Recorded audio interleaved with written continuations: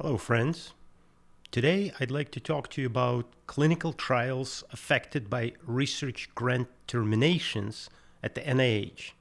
This is good follow-up to the paper I just reviewed a day or two ago that talked about 11 amazing clinical trials coming in 2026. Very excited about those. And I knew that, federal government canceled some grants, some, study of gay monkeys and their preference for size and width of bananas or whatever got canceled. I didn't think about legit things getting accidentally canceled, and that's what today's letter is about. This letter was sent to the JAMA Internal Medicine. So this is Journal of American Medical Association. To the best of my knowledge, it's a very respectable journal. And the authors are all MDs from Harvard Medical School in Boston. So let's take a look what they're talking about. Between February 28th, 2025 and August 15th, 2025, there were 11,008 clinical trials funded by the NIH grants, of which 383 clinical trials, or 3.5%, subsequently lost grant funding. Well, this affected roughly 74,311 individuals that were involved in those clinical trials. What were the trials? How curious. 118 trials with the primary condition being cancer.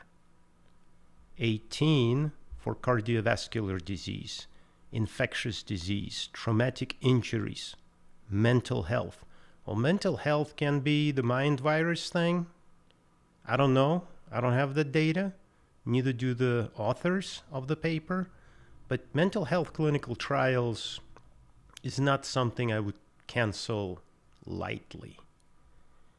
Metabolic disorders, musculoskeletal disorders and pain, neurological disorders, reproductive health, respiratory diseases, and 6 other trials.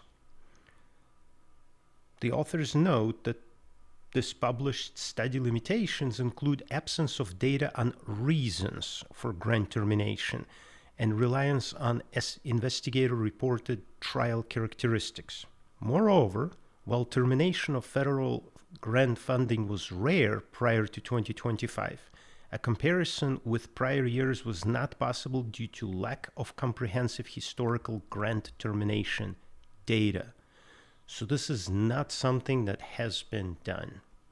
Interesting, this is like a letter to the editor, and the editor responds. So here is editor's note. And both editors are also MDs. So in response, editors write, in March 2025, the National Institute of Health announced that it would be terminating $1.8 billion in grant funding unaligned with the agency's priorities. Curious, cancer isn't aligned with NIH? Okay. One of the problems here is termination of clinical trial grants for reasons other than safety or efficacy is wasteful in terms of time and energy, scientific opportunity, and federal tax dollars. And interestingly, some of that funding returned. Some terminated grants have recently been restored, although these remain the subject of much ongoing litigation. If you're set out to make eggs and you go to the store, you budget for a dozen eggs, you get a dozen eggs, you only need 8 for the omelet, and you start cooking, you already put 6 eggs out, and your funding's terminated, you have to stop cooking, you clean up the pans, and you go home. And, your funding is back, but you're already 6 eggs short, you need 8 for the omelet. You can't just terminate an active trial and just bam, go right back to it. So it's going to be very wasteful. Also, what about 74,000 patients who enrolled and they're risking their life for benefit of science, hopefully to improve their health, but it is a trial. Anyway, I will leave link to this paper down in the description. Take a read for yourself and form your own opinion, and maybe let me know down in the comments how you feel about that. You know, my opinion, I'm apolitical. I don't vote. I do my science. But things that have been happening recently, some of them I question. I will leave it at that. Hey, as I posted in my previous video, amazing clinical trials are still going on. 3.5% were affected by the cuts, but other 96.5% were not.